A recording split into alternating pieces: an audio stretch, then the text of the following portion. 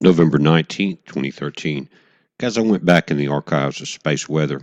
This is March 11th, 2011.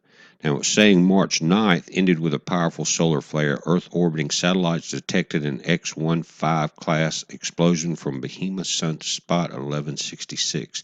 This was it on the right that day. Now, what happened, it started on the 7th with CMEs as it was building up, and then that X flare. And for 2 days, the Earth was under massive pressure, and then this quake struck. It was Japan's most powerful earthquake since records began. It says cars, ships, and buildings were swept away by a wall of water, guys. You've all seen that. State of emergency was declared at the nuclear power plants. Most of them blew. Here is it also, you notice this date, March 11th, Earth's magnetic field was still reverberating from a CME that hit on the day of the quake and as that X flare swept across the Earth.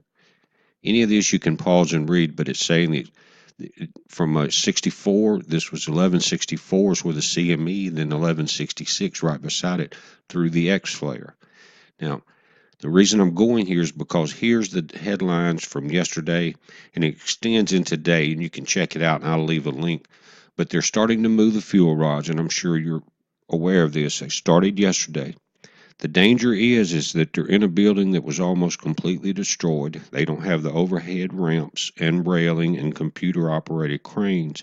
It's going to be dipping into a damaged building, into a damaged pool, and they're saying that we they cannot let these rods touch air. They cannot let them touch each other. It says they're concerned that the casts are not watertight. Rods would contact air. Exposure to air can cause sustained nuclear reaction. It says that Unit 4 pool can turn into a nuclear reactor as they pull rods out, like rods up, like a self-sustained reaction. Guys, and they're talking about a 1,000 years of problems. Not only that, and a huge explosion.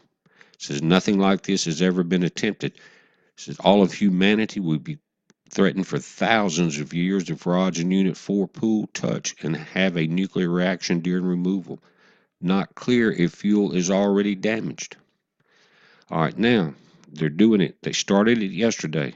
The worst possible time. It has to be done, but they've been waiting so long. And now I know the scientists aren't saying it, guys, but you know we had the X flare today as ISON and Inky are close to the sun. And they still say it's a dirty snowball. The comets and stuff are. They will not link any solar activity almost to the sun from these comets.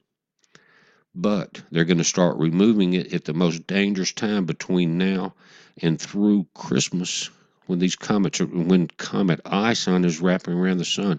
Now look at Inky and the tail growing on it, guys.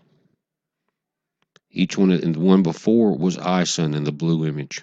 These are both different cameras. Very impressive. It's approaching Mercury.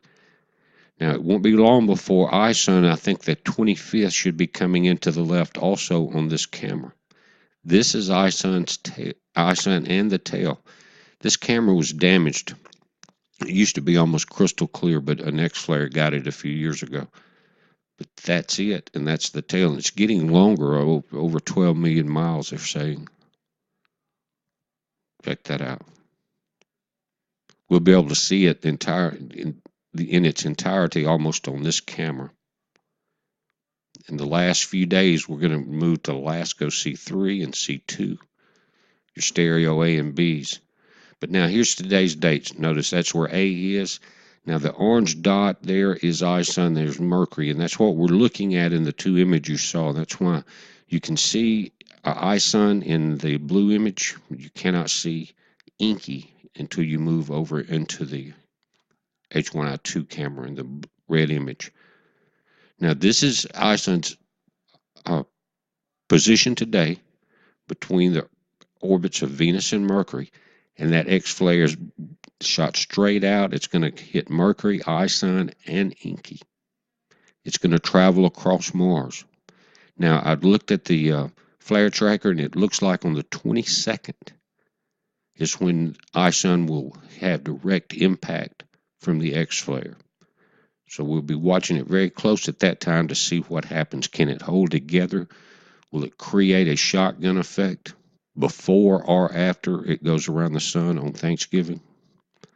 Now, we're getting some good images of ISON, guys, but each day you have less time. Now it's down to about 30 minutes before it rises and the sun is coming up and blinds it out. That's because each day it gets closer to the sun, so it's a less amount of separation time of that rise over the east.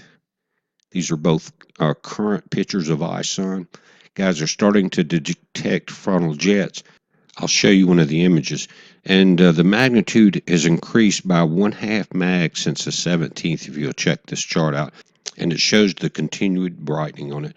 Now, in today's images, we're still getting that perfect geometric pattern. That's 2 days in a row, guys, on these. This is ISON. They're starting, you can see the irregularity starting to show up on it.